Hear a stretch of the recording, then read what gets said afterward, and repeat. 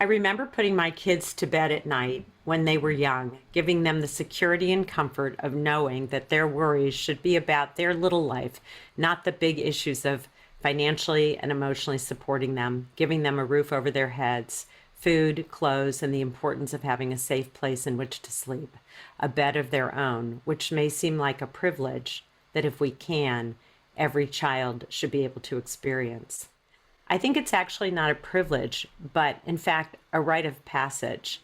A rite of passage is an event, ceremony, or experience that marks a milestone in a person's life. Many are cultural, religious, social, and professional across the globe. They range from early age in some cultures, like Japan, as a 3-year-old girl being allowed to grow long hair, and at age 7, shifting from a rope belt to an obi for their kimono. For a boy at age 5, being allowed to wear a hakama, a formal garment. Clothing for both represents entering into the formal stage of middle childhood.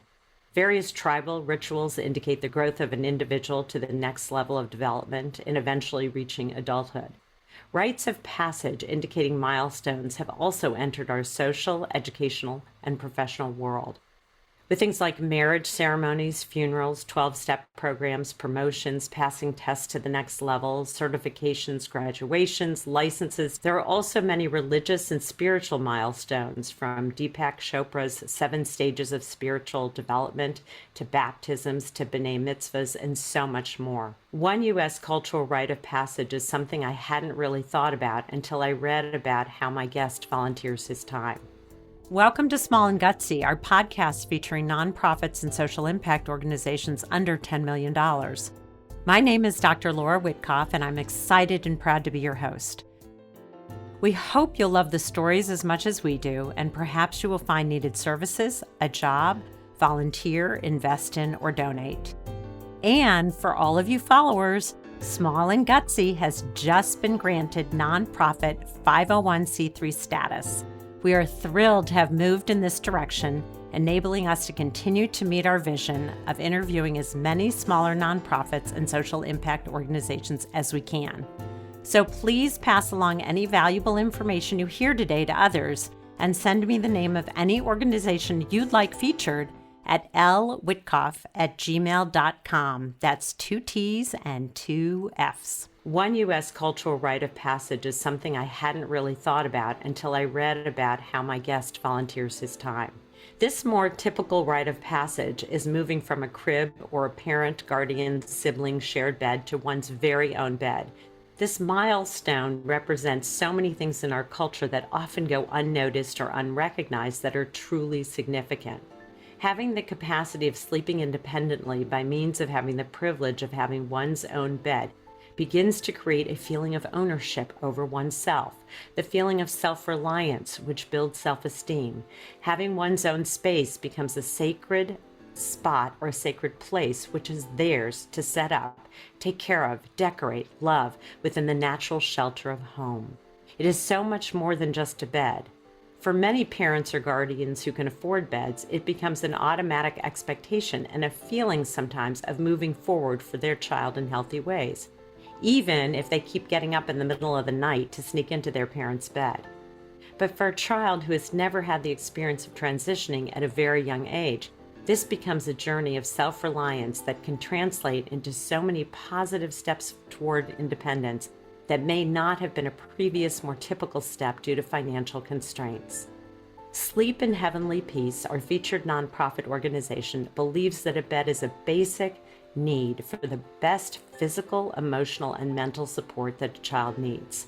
They are a national organization based in Idaho, but we are focusing on one of their growing chapters in Texas. This is a response to the call of a national problem, one bed at a time, one town at a time. These children end up sleeping on couches, blankets, and even floors, and this can affect their happiness and health, and often results in issues that can start as early as age 5. In teenagers, anxiety and depression are linked to poor sleeping habits 27% and 69% of the time, respectively. Kids who don't sleep well don't grow as well as their peers. Plenty of sleep usually translates to better grades, improved emotional health, and a healthier home life. During sleep, cells can repair themselves, leading to better physical health. The brain and body release important hormones during a good night's sleep, leading to better physical and emotional health. Kids who don't get enough sleep tend to struggle with irritability, forgetfulness, and emotional regulation. Interestingly enough, I have been dealing with my own personal health issue, which many of you know. And one of the things that I try to do outside of things like mindfulness and my own spirituality and connection to something bigger than myself is sleep. When I get a good night's sleep, I'm a completely different person that perceives myself as very healthy, even going through a health challenge. All children deserve this as well. All children deserve a safe, comfortable place to lay their heads. Across the U.S., too many boys and girls go without a bed or even a pillow to sleep on. Sleep in Heavenly Peace is made up of over 200 chapters and thousands of volunteers dedicated to sharing awareness of this problem in order to help get kids off the floor in every town. These volunteers are dedicated to building, assembling, and delivering top-notch bunk beds to children and families in need. Their organization has grown steadily over time, and they are working on opening more chapters to serve more people.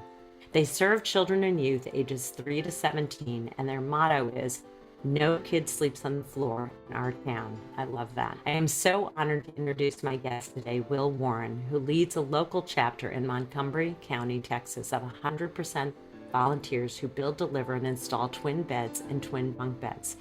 Each child will also receive a new mattress and bedding, sheets, pillow, comforter, or quilt. They are completely donation driven. Since their chapter's founding 2 years ago, they have built and delivered about 900 beds. Each month, they have a bed built event with close to 120 volunteers working at 10 different workstations, and they are fortunate to partner with other nonprofits and child protective services. So let's get started. Welcome, Will. Share with me your passion about beds for children and how you got started. It's a fascinating organization, and I am truly inspired by what you have done, what your chapter has done, and other chapters in the U.S. So welcome. Thank you for having us. Thank you for having me. Excuse me. Do you prefer Laura or Dr. Witkoff? Oh, Laura, please, always. Thank you. No, thank you, Laura. That was a very beautiful introduction. I think, the idea of child bedlessness was never a thought in my mind. It's interesting you mentioned Japanese culture. I lived there for 2 years in Japan. They often sleep in beds, but traditional Japanese society, they sleep on the floor. They have tatami mats and, or what do they call it? Futon. So, it's interesting how every culture has their own approach to sleeping, but I think sleep is such a privilege and a luxury for many people. And as I get older, I wish I slept better too. So for these kids that we're delivering beds to, they might not be aware that it's an issue themselves. That's their home, that's their life, and wherever they come from, whatever part of the country or other countries, they end up in Montgomery County. They know because their friends have beds or their other family members have beds. And as a child, all you're doing is comparing, and adults do that too. It's all just a comparative experience. Right. And that often leads to understanding what's right or wrong in our life. When I got involved with another chapter in Northwest Houston about 4 years ago, I was just volunteering because my employer at the time wanted us to do outreach in the community. And one of my colleagues had found Sleep in Heavenly Peace. And we went out there and we did bed builds and bed deliveries. And it was interesting because I love doing sanding. I'm not very technical. Sanding is kind of nice. I'm actually an introvert. For a while, I just didn't have to talk when I'm sanding. And then we went out for a bed delivery the first time, and I'm not very handy, but I got to see how we build the beds. And the gentleman leading us was very, supportive and helpful. And all these gentlemen, a lot of the leaders of this chapter were retired gentlemen, and they were at a different phase of their life than me, where I'm active in my career. But I saw what they were doing and it had an impact. And the first delivery I was involved with was a family from where I'm from California. We went out to the home, and it was an apartment and or a townhome, and we built about, I think, 5 beds. And there were 6 children in the family, a little infant. And it was just surreal because the kids were getting involved. These 8, 9, 10, 12-year-old kids were helping build the bed too. Then the pandemic happened, and right before the pandemic, I was laid off. And I still went back to that chapter during the pandemic. They were still building beds and delivering beds, with proper safety protocols and all that. And that was a tough time in my life. I wasn't working for 6 months. And then a little further after, I started a new career as a financial advisor. And there's a gentleman who I'd met at the chapter named Mike Fortner. And Mike had come up to me. He lives in Montgomery County. And he's like, "Oh, we're both here, volunteering." He's like, "We should bring a chapter up to Montgomery County someday." I'm like, "Yes, we should." Because at that time, there was no beds being provided from Montgomery County zip codes. Northwest Houston could only deliver beds through their application process on the website to Northwest Houston zip code. So we started chatting, and then there was another gentleman named Tom Michael who has an extensive background with, fixing stuff, woodworking, everything. He wanted to be involved too, and he said, let's do it. So we decided to build our chapter in March of 2021. We went to training in San Antonio, me, Mike's spouse, Jennifer Hudson, who's also a co-founder, and Tammy Michael wasn't there, Tom Michael, but they're co-founders also. Tammy's Tom's wife. So we built 9 beds with the support of some other chapters at Tom's garage, essentially work garage, excuse me. And then the following week, we had a request for beds on Mother's Day. And it was pretty special. We went out and delivered beds on Mother's Day. So we're at 1,000 beds. So yesterday we delivered number 1,000. Thank you. Yeah. So child bedlessness is something that I talk about all the time. As co-president, co-founder, I receive emails and calls almost every day about families wanting to volunteer. The application for beds come through all the time. I don't process those. We have incredible volunteers that reach out to the families in English and Spanish and confirm all the details. So that way, 2, 3, 4 months down the road, we can show up and deliver a brand new bed with mattress and bedding for the child in need.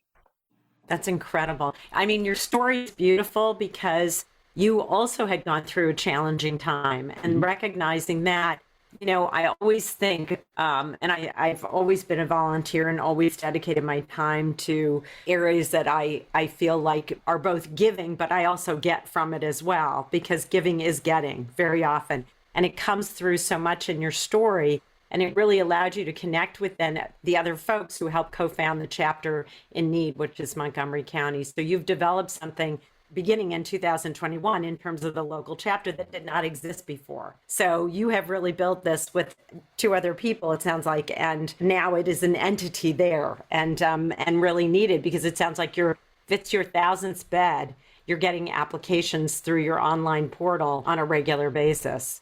So share with me, having one of, a few of the children in the family help you build. What was that like? Yeah, it's great. It's interactive. I'm not going to say all families are this way, but many of the families we deliver beds to are single parent households. The great thing about our chapter, and all chapters would be the same, is that it's men and women delivering beds for boys and girls. We actually have a pink tool bag where we've had an all-female team go out, build the beds. I think it's very important for boys and girls to see women building beds too. It's not about, it's multi-generational, it's multi-gender, like multi-ethnic, like it's everything. It's the community that we serve. It represents our volunteer network. So I try to be more intentional when I go out. If I see a young boy or girl that's really curious, some of the kids are a little hesitant. They'll go hide in another room or hide out. Right. But if they're more, observant or more engaged, we try to bring them in, and with the parent watching, it's very safe. We have them hold the impact driver. They might help us make the bed, or usually the mom comes over and makes the bed fast on the weekend. I don't have kids, so that's sometimes the hardest part, is putting a fitted sheet on a mattress. Fortunately, they're twin mattresses. They're not giant mattresses, but we just want the children to feel like they're part of it, because, sometimes the hardest thing is to ask for help. Yeah, for sure. And when you do, you feel like you owe somebody back. And that's something I struggle with my whole life. I hate asking for help. So when we're giving something, I want them to feel invested in it, so they don't feel any obligation. Like families will sometimes give us cash, which we take as a donation, or food or water. Right. Or they'll just thank us. And we're not there for any of that, of course. We're just there to build a bed, deliver a bed, and make sure we want to see the child smile. We don't always take photos or video, because that's the parent's choice if they want to have photo or video. But when the kid's involved with the bed, it's extra special. It's so wonderful. And what you're sharing is some of the data that I brought up earlier, which is really, it's about self-esteem. The other piece is that, there is so much shame. As you talked earlier in your introduction about comparison, they know if they're sleeping in a sibling's bed or a parent's bed or on the floor, that their kids at school, have gotten better night's sleep generally, or sleeping in a bed. And so there's this comparison. So many times I think there is a feeling of shame. So if they can participate in either giving you something to eat or water, or even a donation, or the kids participate, there's some ownership that's shared, and the piece about shame completely dissipates. I love the idea that you talk about with the piece about women and gender, and the important piece of showing that men and women work together, that it's multicultural, that within your volunteer group, You're reflecting your community. Tell me a little bit about the application process. They can go to the main shpbeds.org, or they can go to our specific chapter website, request a bed. They click the link. It's not in Spanish, which is unfortunate, but it's in English. And they go through, they put their zip code, how many beds they need, the ages of the children. It's very, limited information required. And then that gets submitted. One of our team members, she's a great volunteer, Melissa, she'll call on the families, and she's bilingual, so she'll confirm all the details over the phone. We set, the date. Okay, we're going to come out in June or July. This is the date. Will you be there? Can you clear out the space in the room for the beds? We ask, what type of bedding does the child want? Do they want flowers? Do they want princess? Do they want, love it. X-Men? Like, that is something, it's customized. You talk about our possessions. Well, everybody wants a car when they're 16. Okay, sure. But you want the car you want, or the color you want. It's like that personalization. It's a customized bed experience. So when the child sees the type of bedding they want on their first bed ever, that just is another level of detail and care that makes it very special. So, and then the family waits, and it's sometimes hard to tell the family, for example, more recently, we had about 188 families waiting for beds. Wow. So yesterday we delivered 68. Those 188, we're going to try to get out there the next 2 to 3 months. And we've had days where we've delivered over 100. We target closer to 70, 75 beds delivered. And sometimes with the deliveries, the families aren't there, or there's a miscommunication. So we just try to stay in touch with the families and come back. If we show up and there's a functional bed there, we're not going to build a bed. Right. That's one of the requirements, is that we're not replacing an existing functional bed. That doesn't happen often, but generally we'll go out there and, within 4 to 5 hours on a Saturday, we've delivered close to 70 beds. And then we come back the next week or two and start building beds. It's just amazing. So you have a production center that you work out of, obviously. I love the idea of customizing for these kids. And teenagers. To have that choice and investment, it not only feels special, but it feels like they were part of the process, even if they end up not helping to build the bed, because it was their visualization of what they would have wanted. And it comes true. It's an incredible experience for them, I'm sure. And for you all.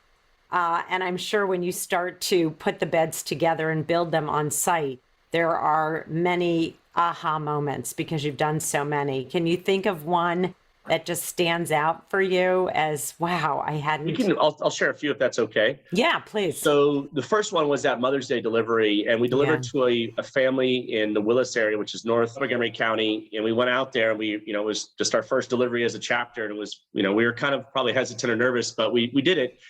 And this family, it was a really difficult situation. They'd experienced water damage during a freeze. The beds were destroyed. So the kids, I guess, were getting teased at school for not having beds. So we went out there and built some bunk beds, and it was a great experience. So that was nice to take care of that family. And then another, about a year later, we went out for a bed delivery. And sometimes we'll show up to the apartment complex or mobile home complex or wherever residential property we're at. And the family's not there. I knocked on the door, and I was there with some of my volunteers. It was in the morning.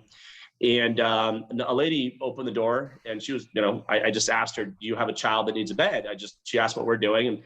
And she said yes. So she let me in the house, and her son was sleeping on 2 mattresses in his room, a 7-year-old boy. It was cool because they didn't request a bed that day. They didn't know they're going to get a bed. So we built a bed. It was really special. The mom and son woke up. The mom and the son were playing video games in the room while we were building the bed.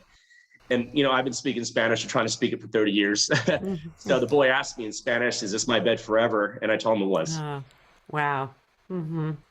Pretty emotional. I'm getting goosebumps even thinking about that. And because it was so last minute, you had bedding, and he was okay with the bedding, or what did you do about that? We had bedding for a boy, I believe. So it was able to work out, it just worked out. And we had bedding for a boy, and we still have the mother sign the release form.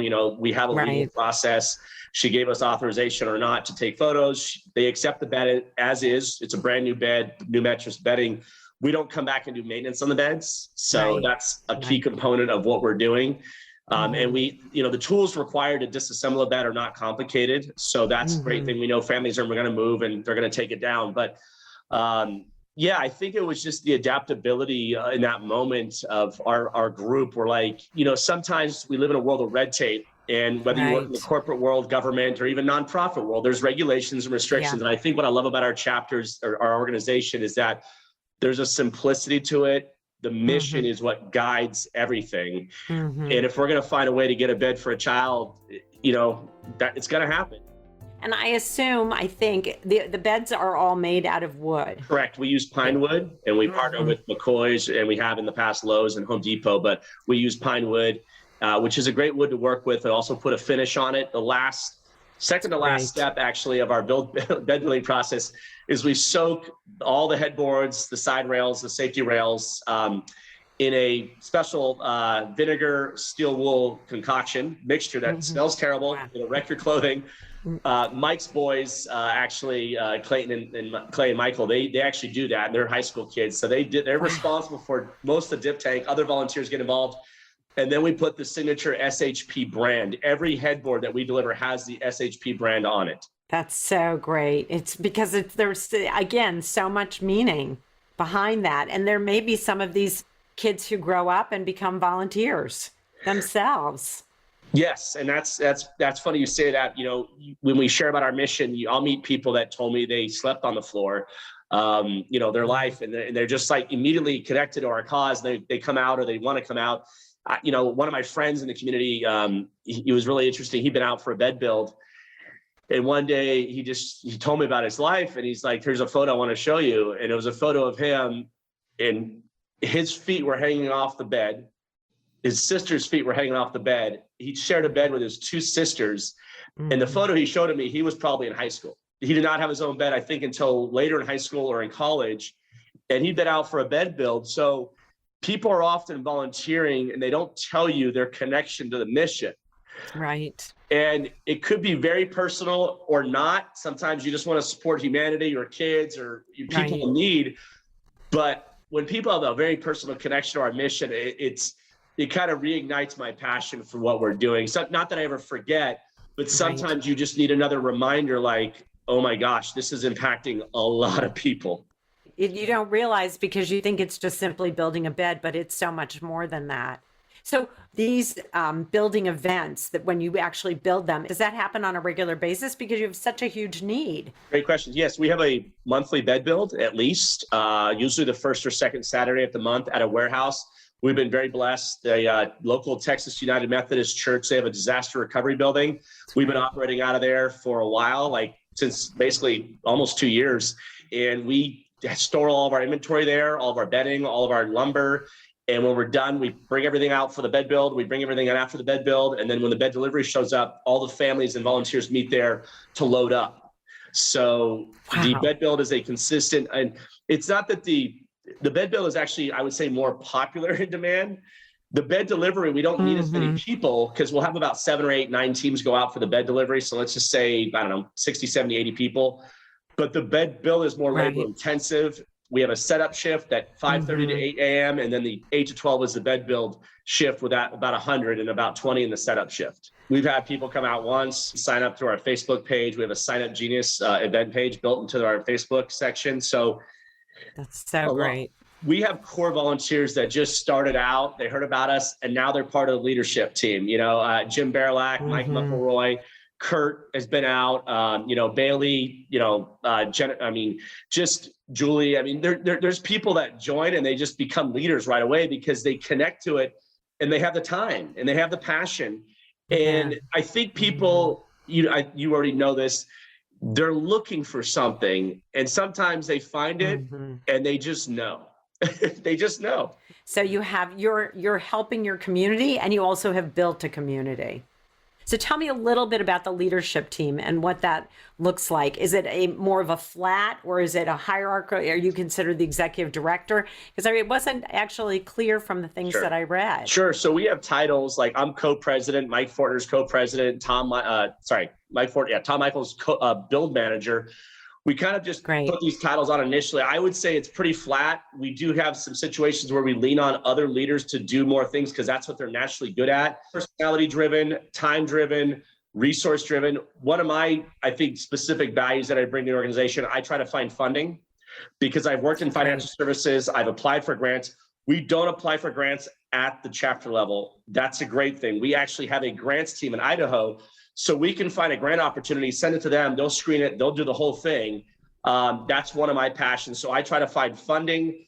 Mike and Tom, they're multi-talented, very gifted. Mike's a business owner. Tom works for a local, governmental organization. So they've been around longer than me. I'm the youngest co-founder. Not that I'm young, but they have skills that I don't have, and I just lean on them. For example, Tom and Mike can drive a forklift. I can't. That forklift is very important when you're lifting all that stuff back into the warehouse. We all bring our different skills. I'm the most bilingual one out of all the leadership, which is kind of sad, but it's functional Spanish. So we all just lean on our strengths, but I would say it's more personality driven. Whoever kind of wants to take control, or not control, but make certain decisions, we'll let them do that. And there's no like pushback. We just need to get things done. So we're all about what's best for the chapter, what's best for the kids and our volunteers. And we are very aware that what we do in our, as business people can have an impact. And especially for me, I think I don't have children. So this chapter, this organization is like the closest I'll ever get to having something that could outlive me, which is special.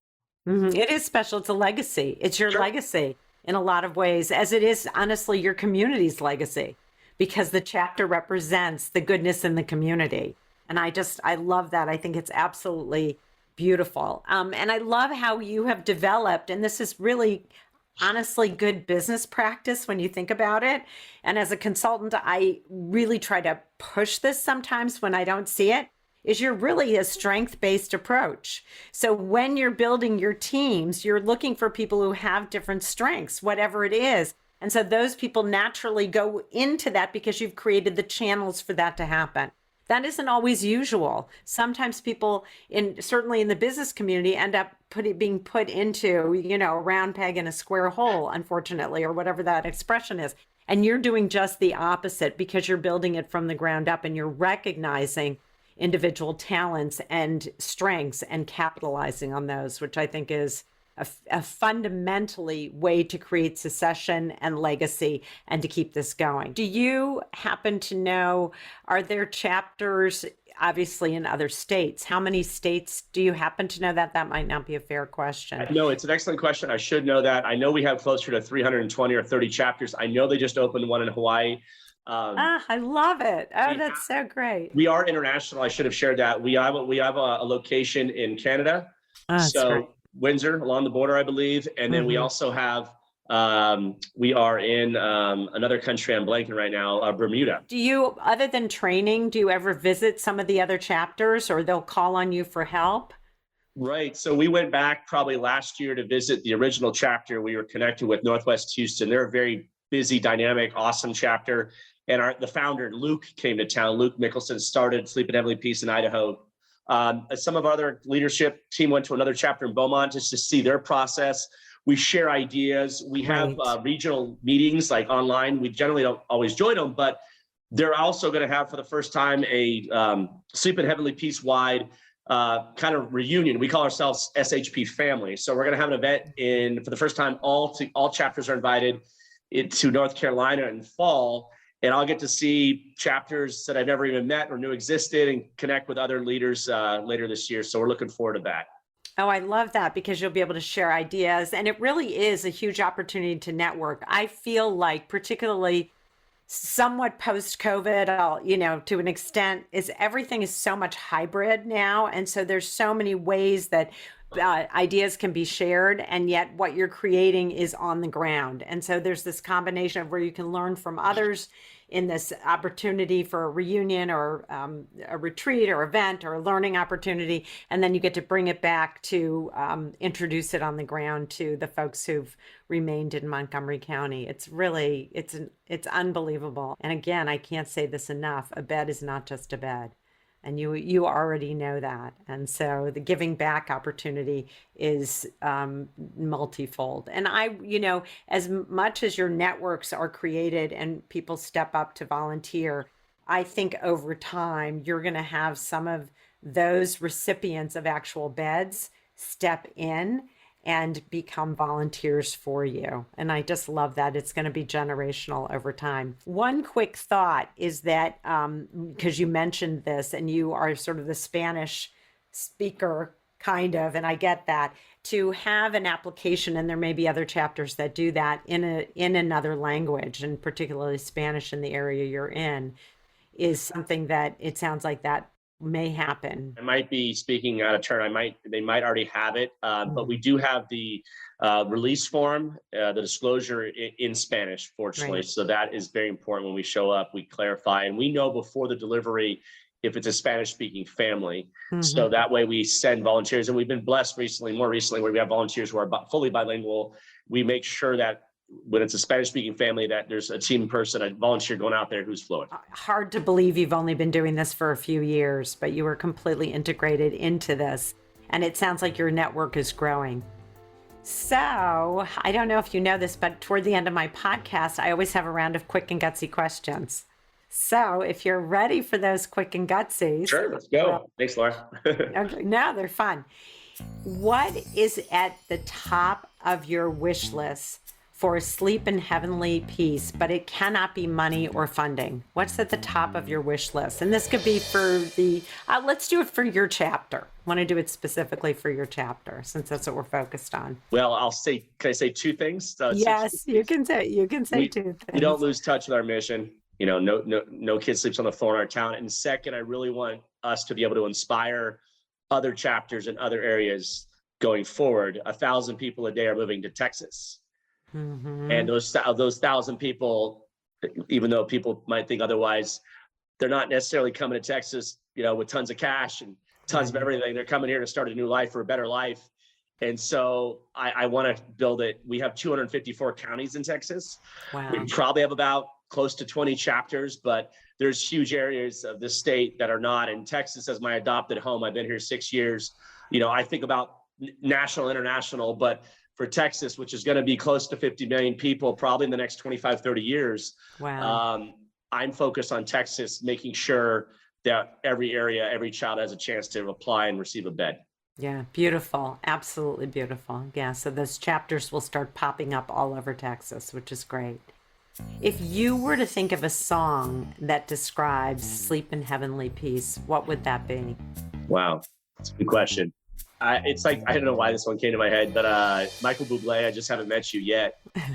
It's funny that in life, if I hadn't met Mike. Isn't that so true? So it's one of those things when you go out, it's great, even if you don't, I'll talk to anybody. I mean, I'm social, all that, but it's like he came up to me and I had already thought about bringing the chapter up here. So the ideas, the dreams you have, don't hold them in. Share them with somebody, because you might meet somebody who has the same exact dream or idea of vision. And then you're on the same page, and then you're not alone. It's not some crazy idea. It becomes your life. It becomes your destiny. It becomes something that changes other people's lives.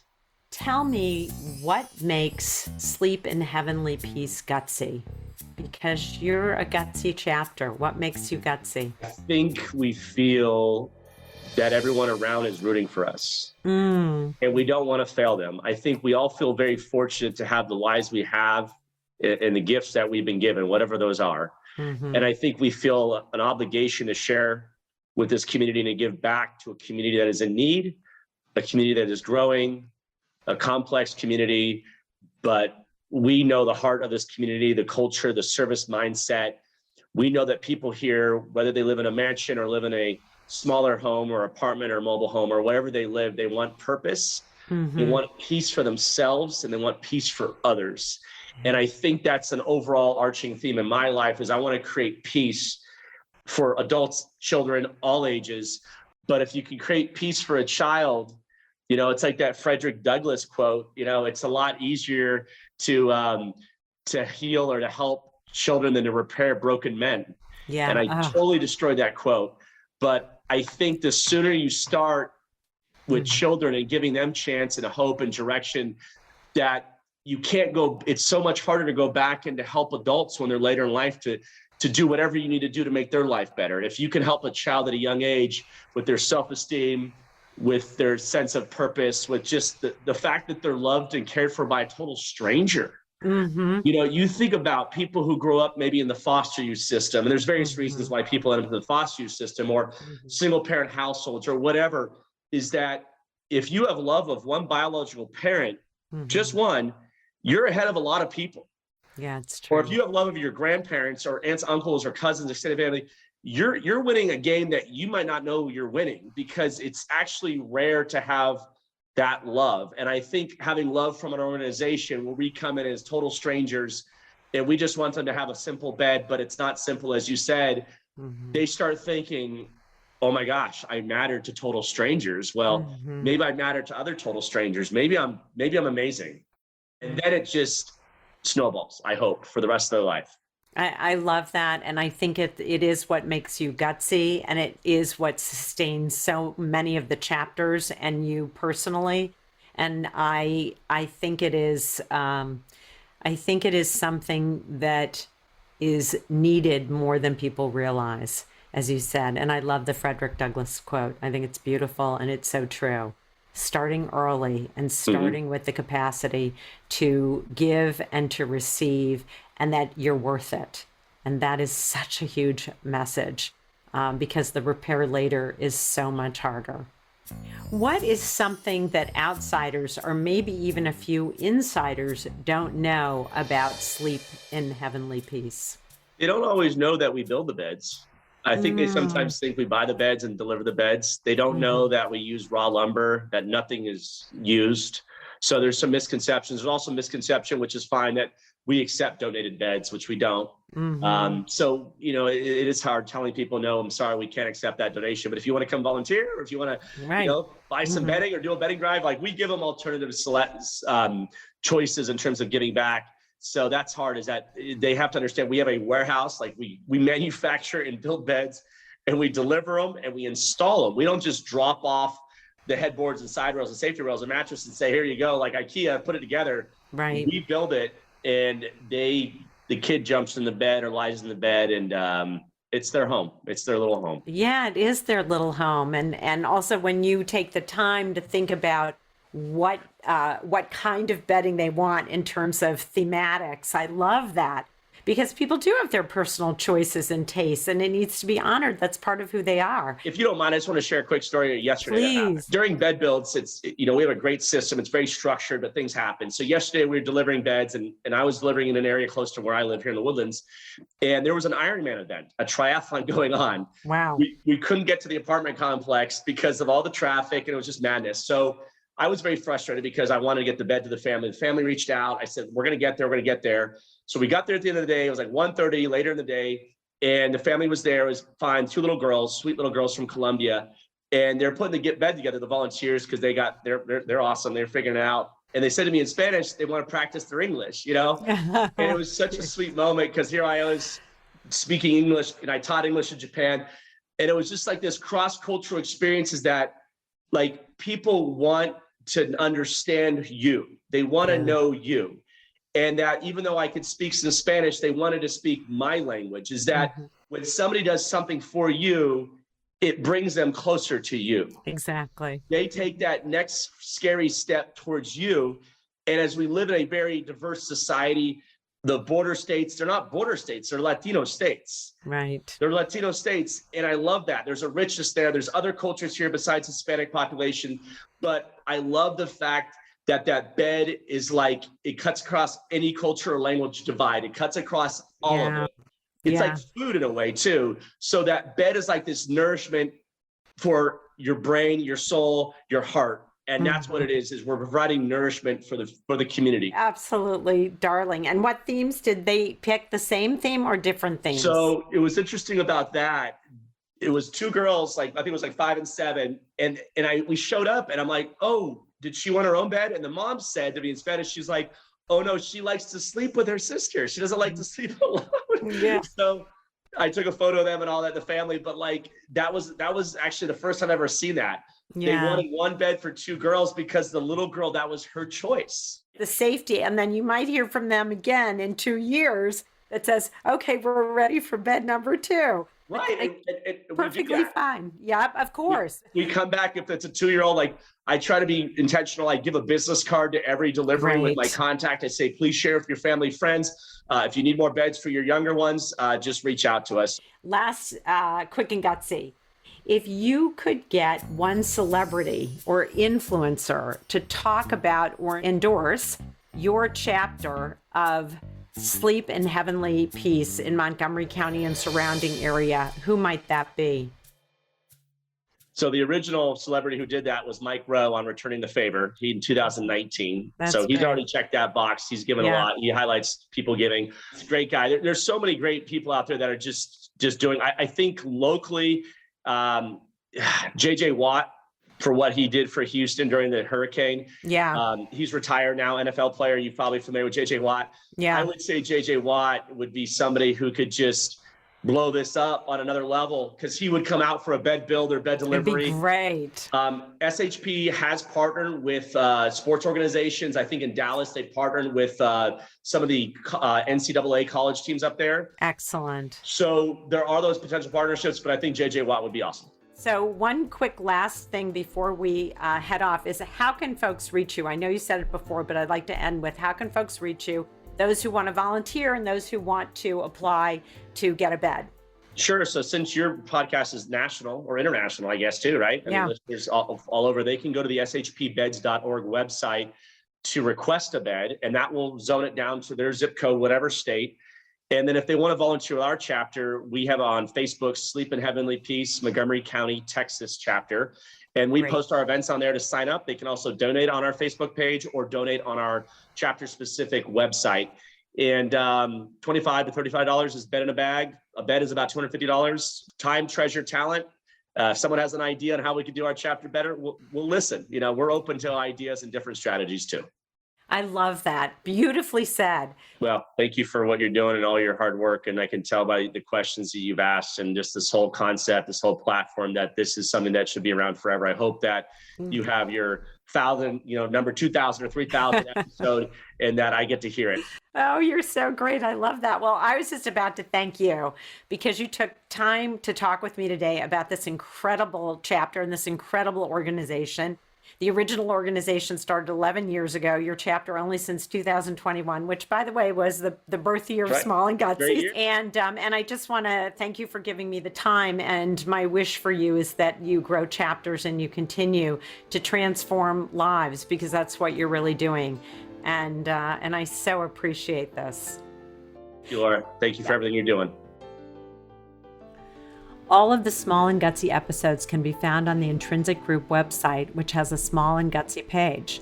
The opinions and viewpoints expressed by our guests are independent and do not reflect the position of Small and Gutsy. Of course, we can't take responsibility outside of our own vetting of the organizations we interview, so before you sign on to support or work for them, we encourage you to do your own due diligence and research them as well.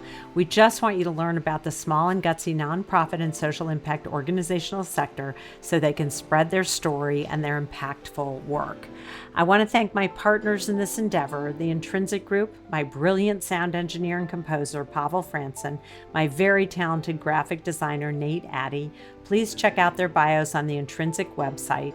My incredible board of directors, Tracy Brown, John Gatto, Lucy Mello, Serena Rajabian, who believed in me and this project enough so to sign on to support this effort, and all of the folks, friends, and family who have guided and inspired me.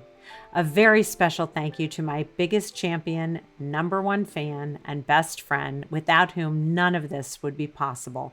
Thanks, Mark Witkoff. Thanks for being there. And thank you for listening.